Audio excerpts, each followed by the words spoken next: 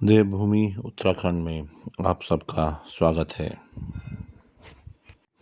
मेरे चैनल नई जगह नई कहानी नया नाम में आज हम आपको ले चलेंगे देवप्रयाग में स्थित चंद्रबंदी मंदिर। आओ हम पहले आपको देवप्रयाग के बारे में बता दें। देवप्रयाग भारत के उत्तराखंड राज्य में स्थित एक नगर एवं प्रसिद्ध तीर्थ स्थान है। यह अलकनंदा तथा भागीरथी नदियों के संगम पर स्थित है।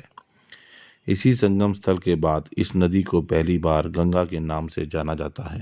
देहरादून से जब आप सफ़र शुरू करेंगे तो देहरादून क्रॉस होते ही लच्छीवाला टोल के पहले आपको मनीमाई मंदिर मिलेगा। मनीमाई मंदिर भी काफ़ी प्रसिद्ध मंदिर है और श्रद्धालु यहाँ काफ़ी मात्रा में भंडारे आयोजित करते हैं। टोल क्रॉस होने के बाद हम आगे की तरफ निकलेंगे और क्रॉसिंग से हम लेफ़्ट की तरफ ऋषिकेश की तरफ जाएंगे। देहरादून से डोईवाला ऋषिकेश होते हुए हम देवप्रयाग पहुंचेंगे। ऋषिकेश एक छोटा सा शहर है जो कि तीर्थस्थल के साथ साथ टूरिस्ट पॉइंट भी है। यहाँ पर काफ़ी मात्रा में श्रद्धालु मंदिरों के दर्शन करने आते हैं। यहाँ पर राम झूला, लक्ष्मण झूला, जानकी पुल काफ़ी प्रसिद्ध हैं। इसके साथ साथ यहाँ पर टूरिस्ट राफ्टिंग करने भी काफ़ी मात्रा में आते हैं। आप जब भी समय लगे तो अवश्य ऋषिकेश घूमने आए। यह वो स्थान है जहाँ पर भागीरथी और अलकनंदा मिलती है और यहाँ से गंगा का नाम दिया जाता है। देवप्रयाग क्रॉस होते ही 2 किलोमीटर की दूरी पर चंद्रबंदी मंदिर के लिए रूट डाइवर्ट होता है। चंद्रबंदी मंदिर यहाँ से लगभग 30 से 35 किलोमीटर की दूरी में स्थित है। यह एक सिंगल लेन का रूट है और जब आप इस रूट में जाएंगे तो आप अपने आप को पूरी चारों तरफ से पहाड़ियों से घिरा पाएंगे और आपके दाहिनी तरफ नदी दिखेगी। यहाँ का प्राकृतिक सौंदर्य देखते ही बनता है।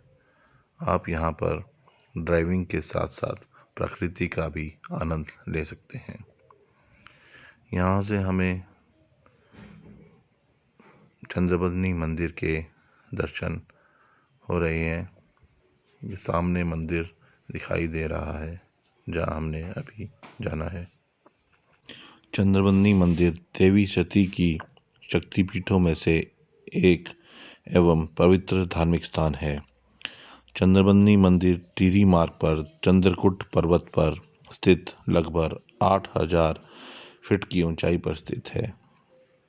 यह मंदिर देवप्रयाग से 33 किलोमीटर की दूरी पर स्थित है। आदि जगतगुरु शंकराचार्य ने यहाँ शक्तिपीठ की स्थापना की। धार्मिक, ऐतिहासिक व सांस्कृतिक दृष्टि में चंद्रबंदी उत्तराखंड की शक्तिपीठों में महत्वपूर्ण है। स्कंद पुराण, देवी भागवत व महाभारत में इस सिद्धपीठ का विस्तार से वर्णन हुआ है। प्राचीन ग्रंथों में भुवनेश्वरी सिद्धपीठ के नाम से चंद्रबंदी मंदिर का उल्लेख है। चंद्रबंदी मंदिर से सुरकंडा, केदारनाथ, बद्रीनाथ चोटी आदि का बड़ा ही मनमोहक आकर्षक दृश्य दिखाई देता है। मंदिर परिसर में पुजार गांव के निवासी ब्राह्मण ही मंदिर में पूजा अर्चना करने आते हैं। मंदिर में मां चंद्रबंदी की मूर्ति न होकर श्री यंत्र ही अवस्थित है। किंवदंती है कि सती का बदन भाग इस स्थान पर गिरने से देवी की मूर्ति में कोई दर्शन नहीं कर सकता है। पुजारी भी आंखों पर पट्टी बांधकर मां चंद्रबंदी को स्नान कराते हैं।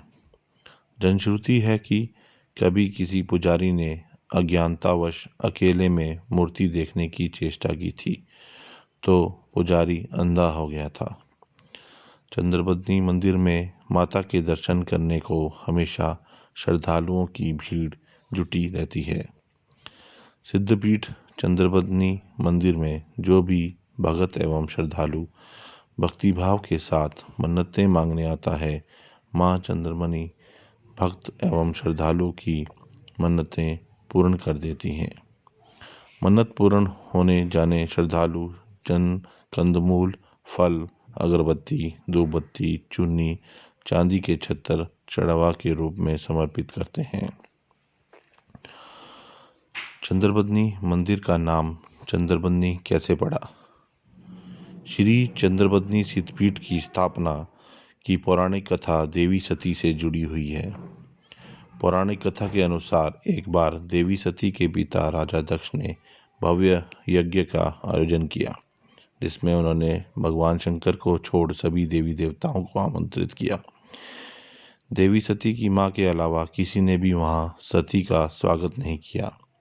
यज्ञ मंडप में भगवान शंकर को छोड़कर सभी देवताओं का स्थान था। देवी सती ने अपने पिताजी राजा दक्ष से भगवान शंकर का स्थान न होने का कारण पूछा तो राजा दक्ष ने उनके बारे में अपमानजनक शब्द सुना डाले, जिस पर गुस्से से देवी सती यज्ञ कुंड में कूद गई। सती के भस्म होने का समाचार पाकर भगवान शिव वहां आए और राजा दक्ष का सिर काट दिया। भगवान शिव शोक करते हुए सती का जला शरीर कंधे पर रखकर तांडव करने लगे। उस समय प्रलय जैसी स्थिति आ गई। सभी देवता शिव को शांत करने के लिए भगवान विष्णु से आग्रह करने लगे। इसी दौरान भगवान विष्णु ने अपने सुदर्शन से सती के शरीर को 51 भागों में विभाजित कर दिया था। इसलिए जहाँ जहाँ सती के अंग गिरे वे स्थान शक्तिपीठ कहलाए। मान्यता है कि चंद्रकूट पर्वत पर सती का बदन गिरा, इसलिए यहाँ का नाम चंद्रबनी पड़ा। यह भी कहा जाता है कि इस स्थान पर शिव भगवान ने सती के दुख में व्याकुल होकर सती का स्मरण किया था, जिसके बाद देवी सती ने भगवान शिव को चंद्र रूप शीतल मुख में दर्शन दिए थे, जिसके बाद शिव भगवान का दुख दूर हो गया था। मंदिर परिसर में माता की पूजा यंत्र के रूप में होती है। चंद्रबदनी मंदिर परिसर में अलौकिक आत्म शांति मिलती है। इसी आत्मा शांति को तलाशने के लिए कई विदेशी स्वदेशी श्रद्धालु एवं भक्तगण माँ चंद्रबनी के दर्शन करने के लिए आते हैं। आप भी अवश्य आएं। धन्यवाद।